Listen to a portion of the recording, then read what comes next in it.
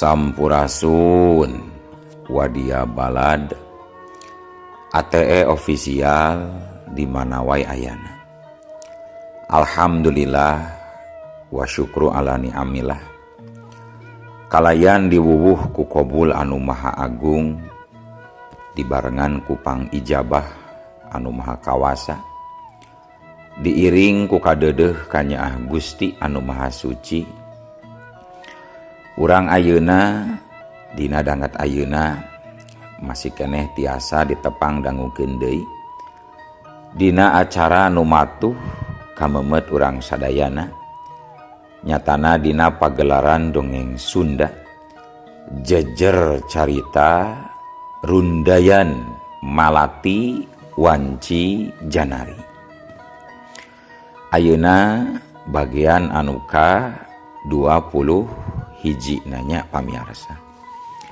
Ieu dongeng mangrupikeun buah karyana Kang Ian Aditya ti Palihan Rancah Ciamis.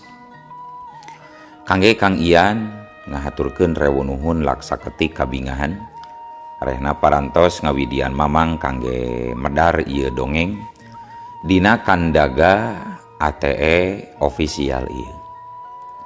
Atuh sumangga kanu teu acan subscribe kantun subscribe heula, ngarah langkung pogot sareng langkung sumangat deui ka si mamangna dina enggoning medar ieu dongengna. Nging hilap di like di komennya nu saseueur-seueurna. Lainna naon, mamang masok bingah kitunya upami maosan komentar-komentar ti para wargi sadayana teh. Atuh ngarah teu nyangkolong tingkana waktos sumangga ayeuna mah urang lajengkeun deui dongeng rundayan malati wanci janari bagian anu ka 20 hijina. Kumaha salajengna sor cikopina betot simbutna pagan heula tali kolorna bisi morosot merezel morozol uzel-uzelan di tengah jalan. Tumpak dung dung tes.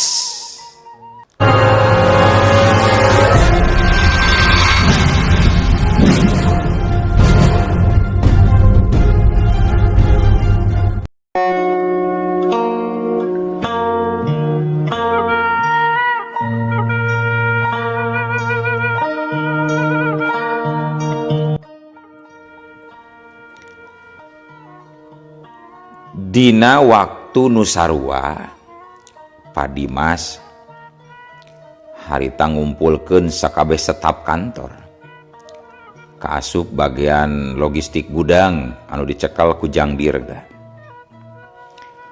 Kabeh ngariung hempak merbayaksa di jero rohangan kantor. Tapi anehna harita Jang Dirga teu nempoaneng Sinta aya di dinya. Atuh teg perasaan Jang Dirga jol tengeuna. Da kamana ari Neng Sinta? Boa-boa aya nanaon. Duh, aing jadi hariwang kieu ye. Bisi Neng Sinta kumaha onang. Gerendeng Jang Dirga. Teu lila pok kadenge Pak Dimas cumarita. Perhatian ka semuana. Pikeun sakabeh karyawan anu aya di ieu perusahaan yen ti mimiti poe ieu teu dimenangkeun mawa data perusahaan. Lamun samisal aya nu coba-coba ngalakukeunana wayahna urusanana bakal jeung aparat kumaha karti ku sadayana kitu ceuk Pak Dimas bari sakali-kali ngareret ka Jang Dirga. Kartos. Temal nu aya di dinya reang. Nuhun kana paratosanana. Kanggo salajengna dicukupkeun we dugi ka dieu. Kumpulan rengse, mangga ayeuna uwi deui ka tempat sewang-sewangan. Pungkas Pak Dimas nutup rapat kilatna. Omonganana teu panjang lebar, tapi cukup mere isyarat yen kayaana bisa disebutkeun genting. Dina wanci pabeberang Jang Dirga anu kajurung kurasa kapanasaran nyobaan nelepon Neng Sinta ngaliwatan telepon kantor. Tapi sanggeus sabaraha kali ditelepon, teleponna teu diangkat-angkat wae. Saking kupanasaranana, Jang Dirga laju indit ngilikan ka meja gawe Neng Sinta. Nepi ka tempat gawe Neng Sinta, gebeg. Jang Dirga ngagebeg, sabab tetela di meja gawena Neng Sinta eueuh. Jang Dirga terus tumanya ke bagian HRD. Bu, pami Neng Sinta telebet dinten ayeuna. Mohon Pak, telebet, tapi duka ka mana? Kumargi teh aya wartosna. Nah ka mana atunya Neng Sinta? Palangsian. Gerendangna Jang Dirga bari tuluy ngaleos. Sapanjang poe harita sanggeus nyaho Neng Sinta teu asup gawe. Kayan Jang Dirga estu teu geunah cicing. Pada digawe oge jadi kurang jongjon alatan barinjan. Sok bisi Neng Sinta kumaha onang. Nepi ka waktu balik gawe, Jang Dirga teu langsung balik ka kontrakanana, tapi tuluy ngilikan heula Neng Sinta ka kontrakan Neng Sintana. Laju motorna ngahaja dikebut supaya tereh nepi kanu ditujuna. Sanepina ka kontrakan Neng Sinta, Jang Dirga tuluy ngetrokan panto bari uluk salam. Assalamualaikum. Neng Sinta, cek Jang Dirga. Tapi sanggeus aya kana dua kalina diketrokan jeung uluk salam, di jero taya nu ngajawab. Nah ka mana atunya Neng Sinta? Gerendeng Jang Dirga bari tuluy noong tina kaca jandela anu hordengna muka saeutik. Nalika noong ana breh teh di jero katempo. Mata kaget pikeun Jang Dirga. Sabab di jero kayanana siga tas aya nu ngagalada. Kursi pating juralit, lomari muka, baju menipa burincai acak-acakan. Cilaka. Neng Sinta dirampok atau diculik itu. Aing kudu gancang lapor polisi kayak kieu mah. Cek Jang Dirga, mahena gentak murukan motorna. Tapi karek oge tilu lengkah dina palebah kekesed aya salambar kartas sarta tulisan. Dina eta tulisan unina kieu. Ulah percaya ka jalma nu make jas abu-abu. Atuleng Jang Dirga jadi ngahuleng sarta nebak-nebak maksud eta tulisan. Nya naon maksudna ieu? Tapi aing asa sok nempo di kantor PT Motor Lokal. Sok aya sabaraha urang staf anu make jas warna abu-abu. Nya asa sering. Sanggeus ngagerendeng Jang Dirga tuluy nyemprung dina motorna nuju ka wartel pikeun ngalaporkeun kajadian eta ka kantor polisi.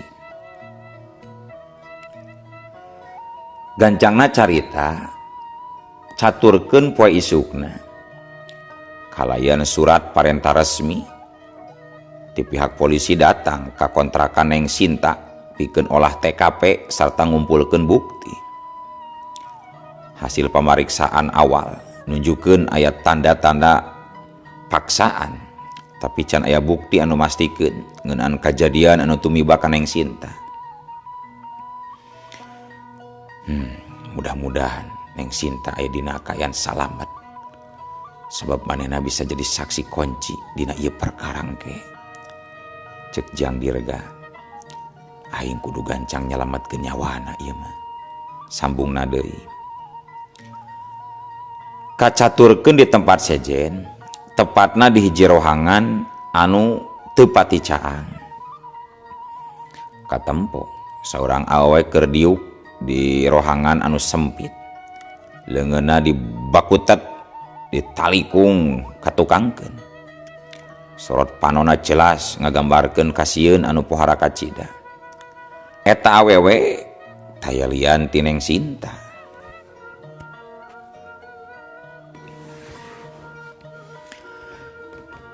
Di hiji gudang anu teu dipake nu aya di sisi kota, Neng Sinta diuk dina kursi kai anana pikawatireun kulantaran leungeunna ditalian ku tambang katukangkeun, sedengkeun panonna ditutupan ku lawon hideung. Ti luareun gudang kadenge sora dua lalaki keur ngarobrol. "Kade euy, awewe ieu ulah nepi ka kapanggih ku pihak polisi," cek salah saurang di antarana nu make kaos oblong, awakna jangkung gede, budi amprotan, mata soak pikeun nenjona. "Heueuh, soalna bahaya lamun nepi ka kaambeun ku pihak polisi. Bisa-bisa urang jadi korban kaganasan si bos. Nyawa sorangan meureun lamun si bos geus murka." Kitu tembal baturna. Sedengkeun harita Neng Sinta ukur bisa ceurik bari sasambat menta tulung kanu kawasa. Dina waktu nu sarua, tepatna di pusat kota, Jang Dirga jeung tim penyidik masih nalungtik sakabeh bukti. "Saudara Raka," cek saurang polisi tumanya, "hasil laboratorium digital 400 rengse." Atuh Jang Dirga gancang maca laporan eta anu netelakeun yen file dina flash disk memang asli. Seetik oge taya tanda-tanda dipalsukeun. Malah aya metadata anu nunjukkeun yen dokumen eta dijieun ku komputer kantor direktur utama sabaraha jam samemeh Mr. Song Hek maot. Jang Dirga ngagerentes. Berarti Mr. Song Hek memang sempat nyiapkeun bukti pikeun nyalamatkeun data ieu. Dina pada eta mata Jang Dirga setengah molotot waktu nenjo salah siji file anu make kode Project Garuda Akses A7. Nanaon hartina Project Garuda? Tapi sigana aya sangkut pautna jeung proyek motor nasional jika nama. Kitu cek Jang Dirga dina hatena. Sabot keur kitu serasa urang tim penyidik cumarita semua hari wes-wes. Paraka numutkeun laporan anu nembe ditampi. Neng Sinta saurna disekap di salah siji gudang heubeul nu aya di sisi kota, cak stasiun saurna Pak. Bener-bener bahaya ieu mah Pak. Ayo gancang urang ka ditu ayeuna Pak. Walon Jang Dirga semu kaget. Satuluina lumasar kana laporan eta, Jang Dirga jeung sabara urang anggota polisi laju ngabiur dina mobil patroli ngajugjug ka salah sahiji stasiun nu aya di kota Jakarta. Dina eta lalampahan polisi menang deui beja ngeunaan posisi gudang anu dipake ngaringkeb Neng Sinta. Didinya kalawan teu talangke deui, tim polisi langsung nuju ka hiji stasiun anu geus lila teu dipake.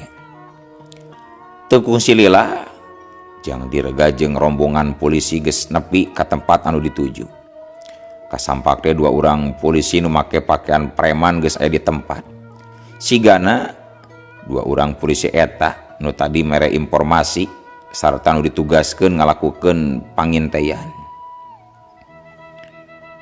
Lapor dan korban jeung pelaku geus ti heula ninggalkeun ieu tempat kejadian dan cek salah sahiji anggota ngalaporkeun ka komandanna anu karek jol pisan datang jeung Jang Dirga. Lang Jang Dirga ngahulang. Hatena kacidahan deui tur salampang kana kasalamatan Neng Sinta. Sementara si komandan jadi kukulutus. "Sia. Terus lakukeun pangintaian, udag nepi ka beunang. aya barang bukti naon wae di gudang ieu? Tanya komandan. Aya tambang tilas ngabeungkeut korban masih aya dina ubin. Kursi kai masih ngagoler sarta cangkir cai anu candila dipake dan. Berarti manehna candila indit di tempat ieu. Gancang, lakukeun deui pengejaran boro. Siap Pak, siap Dan, siap. Tembal dua polisi preman, kompak nembalan, bari tuluy ngaleos. Sanggeus dua polisi eta indit, sacara teu dihaja. Red, jang direga ngareret kana juru gudang. Bre, didinya mah nempo aya hiji barang ngagurilap dina ubin. Atuh koloyong, jang direga ngoloyong pikeun nyokot.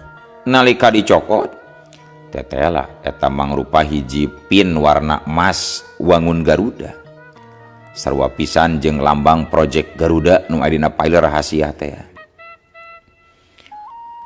Eta pin laju disakuan ku Jang Dirga bari ngagarendeng. Dagoan sia. Sabab kaulinan sia moal deui oge bakal kabongkar si jurig. Dina waktu eta sanggeus tim penyidik rengse mariksa gudang. Sararea tuluy balik deui bari nungguan informasi saterusna ti dua urang polisi anu ditugaskeun tadi. Pon kitu deui Jang Dirga mahena oge laju balik ka kontrakanana pikeun teruskeun deui panyamuranana. Dina poe isukna samemeh mangkat ka tempat gawena. Jang Dirga muka deui laptopna pikeun ngabuka file anu sababaraha poe ka tukang dibikeun ka dirina ku Neng Sinta. Dina laptopna Jang Dirga muka bagian folder foto nu aya dina file ti Neng Sinta. Ngahaja manehna ngalakukeun eta pikeun nalungtik pin emas lambang Garuda anu kapanggih ku dirina. Teu kungsi lila gebeg. Jang Dirga ngagebeg sawaktu nenjok foto Pak Hendra anu kaasup kana hiji kelompok eksklusif di jero project PT Motor Lokal kalawan dina bajuna make pin lambang Garuda emas. Tarang Jang Dirga semu kerung sabab didinya anu make pin eta aya 3 urang kaasup Mr. Songhek nu jadi korbanna. Pak Hendra panyangka aing teu nyalahan. Ieu kabeh pasti aya hubunganana jeung manehna. Tapi hanjakal aing can bisa mastikeun 100% manehna anu geus ngalakukeun.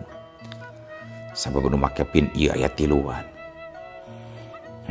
Berarti tinggal 2 deui di antara jalma 2 eta anu jadi dalangna. Lamun kieu aing tinggal maluruh si eksekutor anu ngabubuhkeun racun ke Mr. Songhek. Aing yakin lamun eta eksekutorna geus beunang anu sejenna oge pasti beunang. Sigana kuncina aya di si Sinta jeung Pak Dimas. Kitu harita galecokna Jang Dirga. Satuluyna kulantaran waktu geus rada beurang.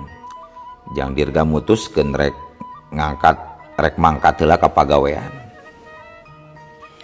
Gancangna carita nalika Jang Dirga geus aya di tempat gawena.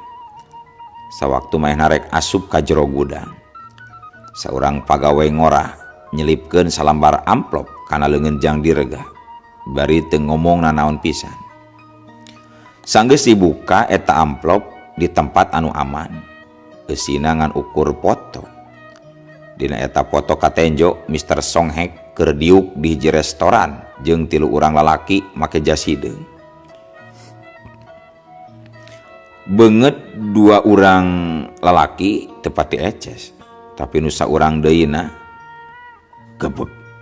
Jang Dirga ngagebeg ngarenjak. Sabab eta jalma lain pagawe perusahaan motor lokal. Manehna mangrupakeun pengusaha anu kacida di pikawanohna. Komisaris sababaraha perusahaan gede sarta boga hubungan bisnis di mana-mana. Jang Dirga mulak-malik eta foto. Nalika enjo bagian tukangna di dinya tetela aya tulisan leungeun, tong percaya ka sakabeh jalma nu aya di tim kapolisian. Jang direga ngarenghap jero, sial. Lamun kitu aya kemungkinan informasi bocor. Berarti aya polisi nu khianat. Nah saha nu tadi mere amplop ieu? Buah-buah aya jalma sejen selenti aing anu keur nalungtik di perusahaan ieu. Tapi ditahan sahannya kira-kirana atau memang ngahaja keur ngawaskeun aing unggul kitu. Cek jang direga bari tetep mulak-malik eta foto. Sabot keur kitu torojol seorang satpam nyamperkeun. Bari pok ngomong ka jang direga. Paraka, ieu aya titipan surat keur Paraka. Surat? Surat ti sakitu, Pak? Lalaki atau awewe, Pak? Lalaki. Tapi teu apal ari ngaranna mah, Pak. Ayeuna ka mana jalmana, Pak? Geus balik deui, rusuh nyebut nama. Oh, nuhun atuh, Pak. Kamal jang direga bari nampanan amplop, najan bari jeung heran. Satuluina jang direga buru-buru muka eta amplop. Barang dibuka tetela. Sanggeus dibaca eusina cukup ngajadikeun jang direga bunga. Eusi eta surat ngabejaan yen Neng Sinta geus kapanggih sarta masih dirawat di rumah sakit, alatan kaayana masih lemah. Alhamdulillah, mudah-mudahan Neng Sinta gancang pulih supaya bisa mereka terangan perkara anu nyulik dirina. Hayang nyaho ke balik gawe rek di ilikan ku aing, ditanyakeun ke manehna. Cek jang direga bari tuluy neruskeun deui gawena. Sementara dina waktu eta di luareun perusahaan pentaseun panto gerbang aya saurang lalaki make topi hideung dina jero mobil. Bari netenan ke arah perusahaan PT Motor Lokal. Saterusna eta lalaki seuri sinis bari ngagerendeng. Aing kudu laporan heula ka si bos ieu mah. Cek eta jalma. Sanggeus kitu mah laju indit deui dina mobilna. Dina wanci pasosore sakumaha anu geus direncanakeun samemehna. Nalika balik gawe jang direga laju muru ka rumah sakit erek ngalongok Neng Sinta. Teu kacaturkeun di jalana kiwari jang direga geus nepi ka hareupeun salah seje rohangan anu dipake ngarawat Neng Sinta. Kabeneran di hareupeun pantona aya 2 urang polisi nu ngajagaan. Jang direga tumanya, punten Pak, pami Neng Sinta leres dirawatna di ruangan ieu. Nya bener, ari ieu sareng saha? Aya kaperluan naon? Polisi Malik nanya. Sabab teu sagawayah jalma bisa diidinan asup alatan Neng Sinta aya dina pangawasan kapolisian. Abdi Raka, Pak, wargina.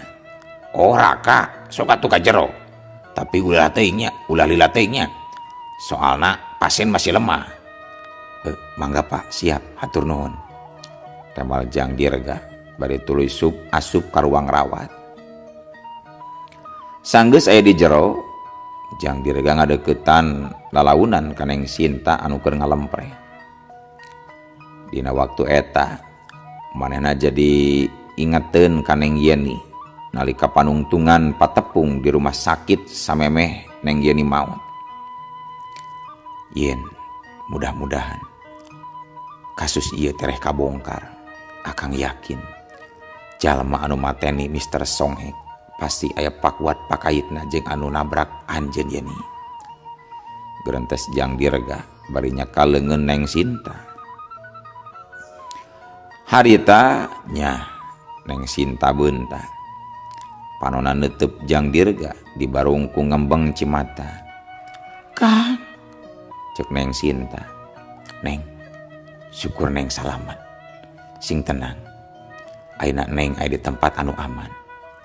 Lamun tiasa carioskeun. naon sabenerna nu kajadian sa anu geus ngiwat Neng teh. Neng Sinta narik napas panjang. Wengian abdi diculik sameme panon ditutup, abdi ningali hiji jalmi Kang. Ningali saha Neng? Sok carioskeun. Padimas atawa sanes? Sanes Kang. Walau Neng Sinta. Senekeun harita Jang Dirga jadi rada teu tenang. Saha atuh Neng jalmana? Abdi teu terang namina. Tapi salah urang di antara komplotan eta aya nu nyebat Pak Ketua. Pak Ketua? Beu ambe. Nah saha atunya? Cek Jang Dirga semu ngarahu. Sabab salila ieu teu kungsi aya ngaran eta dina hasil panalungtikan. Ari ciri-cirina kumaha Neng? Dina panangan kencana aya tato gambar naga. Barang ngadengi kitu sapada harita Jang Dirga laju ngarenjak. Leungeunna semu ngageter nahan amarah. Sabab sakanyaho dirina anu boga ciri tato naga dina leungeun kitu mah ukur si Gunawan popotongan jenatna Neng Yeni. Berarti panyangka aing salila ieu teu nyalahan. Dagoan sia Gunawan sakedeung deui komplotan sia bakal beunang sia. Cek Jang Dirga di barung kakerot nahan amarah. Danget harita nalika Neng Sinta rek neruskeun deui omonganana, ujug-ujug gombrang. Kaca jandela peupeus barang jeung nyalebarna hiji barang ka jero rohangan. Hiu bregu anjelong. Jang Dirga gentak ngalindungan Neng Sinta. Maehna kasieun bisi aya peluru anu nyasar. Sementara dua orang polisi nu tadi jaga rikat ka jararo bari sayaga ku pistolna sewang-sewangan. Tenang, tetep tiarap. Cek polisi bari ngetayep mariksa kaluar tina sisi jandela kaca anu peupeus. Tapi teu lila sanggeus ngarasa aman. Salah seorang polisi gancang mariksa barang nu tadi dipake mabet kaca rumah sakit. Sanggeus dipariksa tetela ukur batu nu dibungkus ku salambar kertas sarta aya tulisan, dagoan tindakan kami satuluina saksi aya dina pangawasan kami. Red polisi ngaret ka baturna. Kitu deui Jang Dirga. Nalika nyaho ancaman eta manehna jadi teu tenang sabab nyawa Neng Sinta aya dina bahaya. Polisi gogodeg. Satulina polisi jeung anggota nu sejena ngetatkeun penjagaan di area rumah sakit khususnya di sabudeureun ruang rawatna Neng Sinta. Sedangkeun Jang Dirga kapaksa balik heula ka kontrakan kusabab aya nu kudu ditaliti deui dina prestis. Nepi ka kontrakan wanci peuting geus liwat salat maghrib. Di kontrakan Jang Dirga nyusun sakabeh potongan bukti dina luhur meja. Manehna nyusun foto rapat Rusia, pin emas lambang Garuda, salinan transaksi keuangan, catatan proyek Garuda, tuluy kasaksian ti Neng Sinta. Sakabehna mimiti nyambung, tapi masih aya hiji potongan anu can kapanggih. Nyaeta ngeunaan anu boga pin emas lambang Garuda. Sabab salianti Pak Hendra aya saurang deui anu boga pin lambang Garuda eta. Nalika Jang Dirga keur mikir kitu, telepon khususna ngageter. Eta telepon lain telepon biasa, tapi telepon darurat ti Pawilen salaku pamingpin operasi rahasia anu dilakukeun ku Jang Dirga. Dirga, ulah balik deui ka PT Motor Lokal. Kunaon kitu Pak? Panyamuran hidup sigana geus kabongkar. Pak Dirga narik napas jero. jantungna dumadakan ngereteg tarik. Mangga siapa hatur nuhun temal Jang Dirga. Isukna samemeh balik ka imah, Jang Dirga ngahaja indit heula ka tempat gawena sabab manehna masih boga keneh cokoteun nyaeta dokumen anu diteundeun di ruangan arsip. Nalika geus tepi, Jang Dirga ngoreleng lewat tukang, tapi karek oge anjog ka palebah panto tukang gudang. Na atuh ari ujug-ujug. Olo waktosna kabujeng seep wadia balad ATE ofisial. Keun atunya ieu dongeng teh urang cekapkeun we heula dugi ka dieu. Insyaallah enjing pageto baris dilajengkeun deui. Atuh kukitu ku kieuna mamang saja amit mungkur amit mundur ti payuneun para wargi sadayana. Hayu ah. Assalamualaikum warahmatullahi wabarakatuh.